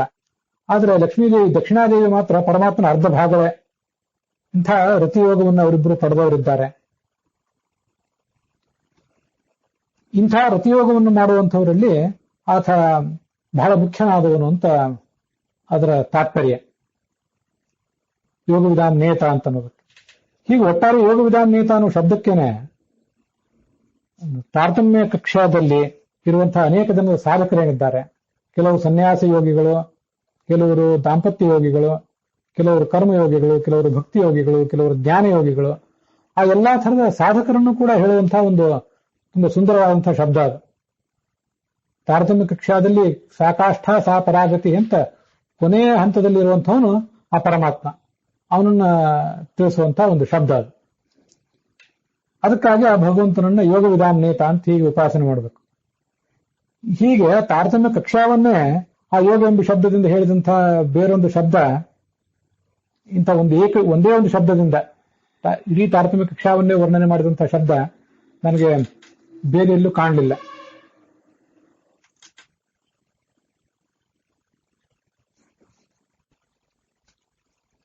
ಯೋಗ ಅನ್ನೋ ಶಬ್ದಕ್ಕೆ ಜ್ಞಾನ ಅಂತ ಅರ್ಥ ಇದೆ, ಯೋಗ ಅಂದ್ರೆ ಉಪಾಯ ಅಥವಾ ಮೋಕ್ಷೋಪಾಯ ಅಂತ ಅರ್ಥ ಇದೆ. ಯೋಗ ಅಂದ್ರೆ ಚಿತ್ತವೃತ್ತಿ ನಿರೋಧ, ಯೋಗ ಶಾಸ್ತ್ರದಲ್ಲಿ ಹೇಳಲ್ಪಟ್ಟಂತೆ ಚಿತ್ತವೃತ್ತಿ ನಿರೋಧ, ಮನಸ್ಸನ್ನ ನಿಯಂತ್ರಿಸುವುದು, ಅದಕ್ಕೂ ಕೂಡ ಯೋಗ ಅಂತ ಹೇಳ್ತಾರೆ. ಇದು ದತ್ತಾತ್ರೇಯ ಯೋಗ ಅಂತನ್ನುವಂತ ಒಂದು ಗ್ರಂಥದಲ್ಲಿ ಬಂದದ್ದು. ಭಾಗವತ ತಾತ್ಪರ್ಯದ 11ನೇ ಸ್ಕಂದದ 7ನೇ ಅಧ್ಯಾಯ, ಅಲ್ಲಿ 14ನೆಯ ಶ್ಲೋಕ ಇದು. ಪಾತಂಜಲ ಯೋಗ ಅಂತ ಏನಿದೆ ಅದು ವೇದವ್ಯಾಸರ ಯೋಗಕ್ಕೆ ಸಮ್ಮತವಾದದ್ದಲ್ಲ. ಆದರೆ ಸ್ವಯಂ ಭಗವಂತನೇ ವೇದವ್ಯಾಸ ರೂಪದಿಂದ ಒಂದು ಯೋಗ ಅಂತ ಗ್ರಂಥವನ್ನು ಬರೆದಿದ್ದಾನೆ. ವ್ಯಾಸ ಯೋಗ ಅಂತ ಗ್ರಂಥ ಇದೆ, ದತ್ತಾತ್ರೇಯ ಯೋಗ ಅಂತ ಗ್ರಂಥ ಇದೆ, ಕಪಿಲ ಯೋಗ ಅಂತ ಗ್ರಂಥ ಇದೆ. ಅವೆಲ್ಲವೂ ನಮ್ಗೆ ಗ್ರಾಹ್ಯನೇ. ಜ್ಞಾನಂತ ಯೋಗ ಶಬ್ದೋಕ್ತಮ್ ಅಂತ ಈಗೇನು ಶ್ಲೋಕ ನೋಡಿದಿಲ್ಲ ಭಾಗವತ ತಾತ್ಪರ್ಯದಲ್ಲಿ, ಇದು ದತ್ತಾತ್ರೇಯ ಯೋಗದ್ದು. ಇದಲ್ಲದೆ ವ್ಯಾಸಯೋಗದ ಮಾತೊಂದು 8ನೇ ಅಧ್ಯಾಯದಲ್ಲಿ 10ನೇ ಶ್ಲೋಕದಲ್ಲಿ ಭಗವದ್ಗೀತಾ ಭಾಷ್ಯದಲ್ಲಿ ಉದ್ಧತ ಆಗಿದೆ. ಸಂಪೂರ್ಣಾನಾಂ ಭವೇನ್ ಮೋಕ್ಷಃ ವಿರಕ್ತಿ ಜ್ಞಾನ ಭಕ್ತಿವಿಹಿ ನಿಯಮೇನ ತಥಾಪಿ ಈರಜಯಾದೀತ ಯೋಗಿನಾಂ ವಶ್ಯತ್ವಾನ್ ಮನಸಸ್ತ್ವೀಶತ್ ಪೂರ್ವಮಪಿ ಆಪ್ಯತೆ ಧ್ರುವಂ ಇತಿ ವ್ಯಾಸಯೋಗೆ. ಸಾಧಕರು ಎರಡು ಥರ ಇರ್ತಾರೆ. ಕೆಲವರು ಜ್ಞಾನ ಭಕ್ತಿಯಾದಿಗಳನ್ನು ಪ್ರಧಾನವಾಗಿ ಅವಲಂಬಿಸಿದವರು, ಇನ್ನು ಕೆಲವರು ಅವುಗಳಿಗಿಂತ ಹೆಚ್ಚಾಗಿ ಶ್ವಾಸ ನಿರೋಧ ಮೊದಲಾದ ಯೋಗ ಪ್ರಾಣಾಯಾಮ ಇತ್ಯಾದಿ ಯೋಗಾಭ್ಯಾಸಕ್ಕೆ ಪ್ರಾಶಸ್ತ್ಯ ಕೊಡುವವರು. ಆ ಎರಡನೇ ಮಾರ್ಗದಿಂದ ಶೀಘ್ರ ಬ್ರಹ್ಮ ಪ್ರಾಪ್ತಿ ಆಗಬಹುದು, ಪರಮಾತ್ಮನ ಪ್ರಾಪ್ತಿಯೇನೂ ಆಗಬಹುದು. ಆದರೆ ಅದಕ್ಕೆ ಶ್ರಮ ಹೆಚ್ಚು. ಆ ಯೋಗ ಪ್ರಾಣಾಯಾಮ ಇತ್ಯಾದಿಗಳನ್ನು ಮಾಡಲಿಕ್ಕೆ ಶ್ರಮ ಹೆಚ್ಚು, ಫಲ ಕಡಿಮೆ. ಮೊದಲನೇದಕ್ಕೆ ಜ್ಞಾನ ಭಕ್ತಿ ವೈರಾಗ್ಯಾದಿಗಳನ್ನು ಸಂಪಾದನೆ ಮಾಡಿ ಮುಕ್ತಿಯನ್ನು ಪಡ್ಕೊಳ್ಳುವುದಕ್ಕೆ ಶ್ರಮ ಕಡಿಮೆ, ಸ್ವಲ್ಪ ವಿಳಂಬ ಆಗಬಹುದು, ಆದರೆ ಅದರಿಂದ ಫಲ ಹೆಚ್ಚಿದೆ. ಇದರ ಅರ್ಥ ಇದು. ಜ್ಞಾನ ಭಕ್ತಿ ವೈರಾಗ್ಯಾದಿಗಳು ಇದ್ದವರಿಗೆ ನಿಶ್ಚಿತವಾಗಿಯೂ ಮೋಕ್ಷ ಹಾಗೇ ಆಗ್ತದೆ. ಪ್ರಾಣಾಯಾಮಾದಿಗಳನ್ನು ಮಾಡಿದಂತಹ ಯೋಗಿಗಳಿಗೆ ಮನಸ್ಸು ವಶ ಆಗಿರೋದ್ರಿಂದ ಜ್ಞಾನ ಭಕ್ತಿ ವೈರಾಗ್ಯಾದಿಗಳ ಮಾರ್ಗದಿಂದ ಮೋಕ್ಷ ಪ್ರಾಪ್ತಿ ಆಗುವುದಕ್ಕಿಂತ ಬೇಗ ಪ್ರಾಣಾಯಾಮಾದಿಗಳನ್ನು ಮಾಡಿದವರಿಗೆ ಆಗ್ತದೆ. ಸ್ವಲ್ಪ ಬೇಗ ಅದು ಆದೀತು, ಆದ್ರೆ ಅಂಥವರಿಗೆ ಫಲ ಕಡಿಮೆ ಅಂತ ಅದನ್ನು ವರ್ಣನೆ ಮಾಡ್ತಾರೆ. ಮೋಕ್ಷ ಧರ್ಮದಲ್ಲಿ ಕೂಡ ಮಾತಿದೆ. ಏತು ತದ್ಭಾವಿತಾ ಲೋಕೆ ಏಕಾಂತಿತ್ವ ಸಮಾಶ್ರಿತಾ ಏತದ್ ಅಭ್ಯಧಿಕಂ ತೇಷಾಂ ತತ್ತೇಜ ಪ್ರವಿಶಂತ್ಯುತ ಅಂತ ಶಾಂತಿ ಪರ್ವದ 334ನೇ ಅಧ್ಯಾಯದ 44ನೇ ಶ್ಲೋಕ ಅದು. ಇತರರು ಪ್ರಾಣಾಯಾಮಾದಿಗಳನ್ನು ಮಾಡಿ ಯೋಗವನ್ನು ಪಡೆಯುವವರಿಗೆ ಸಿಗುವ ಮುಕ್ತಿಗಿಂತ ಜ್ಞಾನಭಕ್ತಿ ವೈರಾಗ್ಯಾದಿಗಳ ಮೂಲಕ ಮೋಕ್ಷವನ್ನು ಪಡೆಯುವವರಿಗೆ ಸ್ವಲ್ಪ ವಿಳಂಬ ಆದೀತು, ಆದರೆ ಶ್ರಮ ಕಡಿಮೆ, ಅದರಿಂದ ಅವರಿಗೆ ಸಿಗುವಂತಹ ಫಲ ಹೆಚ್ಚು. ಹೀಗೆ ಮೋಕ್ಷ ಧರ್ಮದ ಮಾತು ಮತ್ತೆ ವ್ಯಾಸ ಯೋಗದ ಮಾತು ಇತ್ಯಾದಿ ಎರಡನ್ನೂ ಕೂಡ ನಾವು ಗಮನಿಸಿದ್ರೆ, ಯೋಗ ವಿತ್ಗಳು ಅಂದ್ರೆ ಪ್ರಾಣಾಯಾಮ, ಶ್ವಾಸ ನಿರೋಧ, ಯೋಗಾಸನಗಳು ಇತ್ಯಾದಿಗಳನ್ನೆಲ್ಲ ಮಾಡಿ ಆ ಮೂಲಕ ಮೋಕ್ಷವನ್ನು ಪಡೀಲಿಕ್ಕೆ ಅಪೇಕ್ಷೆ ಪಡುವವರು, ಇವರು ಯೋಗ ವಿತ್ಗಳು. ಬೇಗ ಮೋಕ್ಷ ಪಡಿತಾರೆ, ಅದರ ಫಲ ಕಡಿಮೆ ಇವರಿಗೆ. ಇದಲ್ಲದೆ ಮತ್ತು ಬೇರೆ ಯೋಗ ವಿತ್ಗಳು ಅಂದ್ರೆ ಜ್ಞಾನಭಕ್ತಿ ವೈರಾಗ್ಯಗಳನ್ನ ಭಗವಂತನ ಪ್ರಾಪ್ತ್ಯುಪಾಯ ಅಂತ ಭಾವಿಸಿ ಆ ಮೂಲಕ ಮೋಕ್ಷ ಪಡೆಯುವಂಥವ್ರು, ಅವರು ಯೋಗ ವಿತ್ಗಳು. ಅವರೆಲ್ಲರಿಗೂ ಈತ ಮೋಕ್ಷದಾಯಕನೇ. ಕೆಲವರಿಗೆ ವಿಳಂಬವಾಗಿ ಮೋಕ್ಷದಾಯಕ ಜ್ಞಾನಭಕ್ತಿ ವೈರಾಗ್ಯಗಳನ್ನು ಅವಲಂಬಿಸಿದವರಿಗೆ, ಆದರೆ ಫಲ ಹೆಚ್ಚು. ಕೆಲವರಿಗೆ ಶೀಘ್ರದಲ್ಲೇ ಮೋಕ್ಷದಾಯಕ ಈ ಯೋಗ ಪ್ರಾಣಾಯಾಮಾದಿಗಳನ್ನು ಅವಲಂಬಿಸಿದವರಿಗೆ, ಆದರೆ ಫಲ ಕಡಿಮೆ. ಹೀಗೆ ಅನೇಕ ಥರದ ವ್ಯತ್ಯಾಸಗಳಿವೆ ಅಂತ ನಾವು ತಿಳ್ಕೊಳ್ಬೇಕು. ಇಷ್ಟೆಲ್ಲ ಅರ್ಥಗಳು ಸಾಧಕರ ತಾರತಮ್ಯಗಳನ್ನ ಒಳಗೊಂಡಂಥ ಅನೇಕ ಸಂಗತಿಗಳು ಇವೆಲ್ಲ ನಮಗೆ ಈ ಯೋಗ ವಿಧಾನೇತ ಅನ್ನೋ ಶಬ್ದದಿಂದ ಕಾಣುತ್ತವೆ.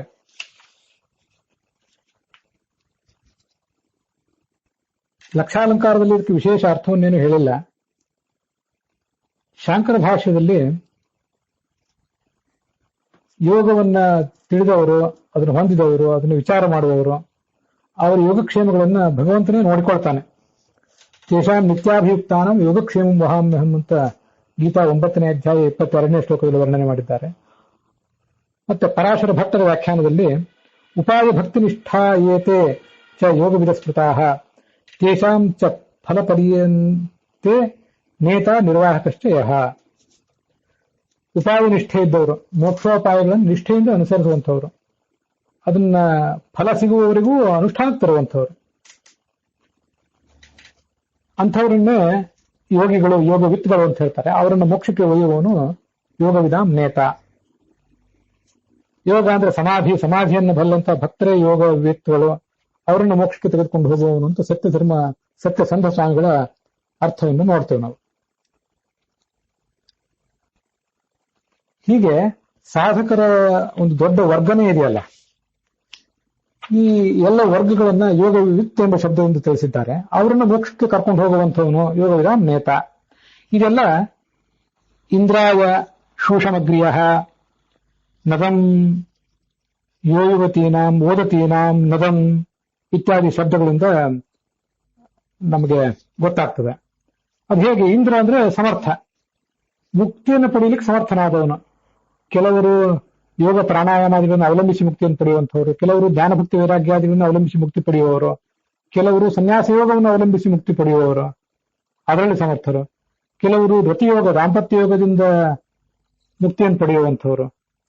ಎಲ್ಲರಿಗೂ ಜ್ಞಾನಭಕ್ತಿ ವೈರಾಗ್ಯಗಳು ಬೇಕೇ ಬೇಕು. ಯಾವುದೋ ಒಂದು ಅಂಶ ಒಬ್ಬರ ಸಾಧನೆಯ ಜೀವನದಲ್ಲಿ ಹೆಚ್ಚಾಗಿರ್ತದೆ. ಮತ್ತು ಕೆಲವರು ಜ್ಞಾನ ಯೋಗಿಗಳು, ಕರ್ಮಯೋಗಿಗಳು ಮತ್ತೆ ಭಕ್ತಿ ಯೋಗಿಗಳು. ಯೋಗ ಅಂತಂದ್ರೆ ಒಂದು ಶಬ್ದಕ್ಕೂ ವಸ್ತುವಿಗೂ ಇರುವಂತಹ ಸಂಬಂಧ, ಧಾತುವಿಗೂ ಪ್ರತ್ಯೇಕಕ್ಕೂ ಇರುವಂತಹ ಸಂಬಂಧ, ಅದನ್ನು ತಿಳ್ಕೊಂಡಂಥವರು ಕೂಡ ಯೋಗಿಗಳು. ಇವರೆಲ್ಲರನ್ನು ಕೂಡ ಮೋಕ್ಷಕ್ಕೆ ತಲುಪಿಸುವವನು ಅನ್ನೋ ಅರ್ಥ.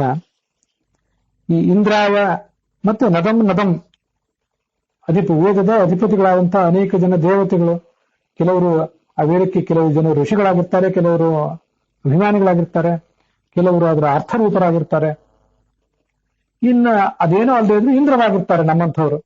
ಯಾವುದಾದ್ರೂ ಒಂದು ಸಾಮರ್ಥ್ಯವನ್ನು ಪಡೆದುಕೊಂಡು ಆ ಮೂಲಕ ಮುಕ್ತಿಯನ್ನು ಪಡೆಯುವಂಥವರಾಗಿರ್ತಾರೆ. ಎಲ್ಲರನ್ನೂ ಮುಕ್ತಿಗೆ ತಲುಪಿಸುವವನೇ ಅವನು. ಹೀಗೆ ಓದತೀನಾಂ ಯೋಯುವತೀನಾಂ ನದಂ ಇಂದ್ರಾಯ, ಈ ಎಲ್ಲ ಥರದ ಸಾಧಕರಿಗೂ ಕೂಡ ಈ ಚತುರ್ಮುಖ ಶಾಸ್ತ್ರಗಳನ್ನು ಬೋಧಿಸ್ತಾನೆ. ಹೀಗೆ ಅವರಿಗೆ ಶಾಸ್ತ್ರಗಳನ್ನು ಬೋಧಿಸಿ ಮುಖರ ಮೂಲಕ ಶಾಸ್ತ್ರ ಅವರಿಗೆ ಬೋಧನೆ ಆದ್ಮೇಲೆ ಮುಂದೆ ಪರಮಾತ್ಮ ಅವರನ್ನ ತನ್ನ ಬಳಿಗೆ ಕರ್ಕೊಂಡು ಹೋಗ್ತಾನೆ. ಯೋಗವಿದಾಂ ನೇತ. ಮುಮುಕ್ಷವೋ ಬ್ರಹ್ಮಣಶ್ಚ ಶಿವಾದಿಂದಾದಿವಿಸ್ತಥ ಜ್ಞಾನಂ ಪ್ರಾಪ್ಯ ವಿಪುಲಂ ಮುಚ್ಚಂತೆ ಬ್ರಹ್ಮಣಾಸಹ ಅಂತ ಭಾಗವತ ತಾತ್ಪರ್ಯದ ಮತ್ತೊಂದು ಕಡೆ ಮಾತು. ಮೋಕ್ಷವನ್ನು ಪಡೀಲಿಕ್ಕೆ ಅಪೇಕ್ಷೆ ಪಡುವವರು ಬ್ರಹ್ಮಣಶ್ಚ, ಬ್ರಹ್ಮನಿಂದ, ಶಿವನಿಂದ, ಇಂದ್ರನಿಂದ, ಅನೇಕ ಜನರಿಂದ ಶಾಸ್ತ್ರೋಪದೇಶವನ್ನು ಪಡೆದು ಈ ಸೃಷ್ಟಿ ಮುಗಿದು ಪ್ರಳಯದ ಪ್ರಸಂಗದಲ್ಲಿ ಮುಕ್ತಿಯನ್ನು ಪಡೀತಾರೆ ಅಂತ ಅದರ ತಾತ್ಪರ್ಯ. ಹೀಗೆ ಇಂದ್ರಾಯ ಮತ್ತು ನದಂ ಈ ಎಲ್ಲ ಶಬ್ದಗಳಿಂದ ಆ ಯೋಗವಿತ್ ಅನ್ನೋದನ್ನು ಸೂಚಿಸಿದ್ದಾರೆ. ಹೀಗೆ ಯೋಗವಿದಾಂ ನೇತ ಅನ್ನುವ ವಿಷ್ಣು ಸಹಸ್ರನಾಮ ಸ್ತೋತ್ರದ ಒಂದು ಮಹತ್ವದ ನಾಮ ಇದು. ಅದರ ಅರ್ಥವನ್ನು ವಿವರಿಸುವಂಥ ಇಮಾ ಬ್ರಹ್ಮ ಬೃಹದ್ದೇವೋ ವಿಭಕ್ತಿ ಅನ್ನುವಂಥ ಮಂತ್ರದ ಅರ್ಥವನ್ನು ನೋಡಿದ್ದೇವೆ. ಅಲ್ಲಿಗೆ ಇವತ್ತಿನ ಈ ಭಾಗ ಸಮಾಪ್ತಿಯನ್ನು ಕಾಣ್ತಾ ಇದೆ.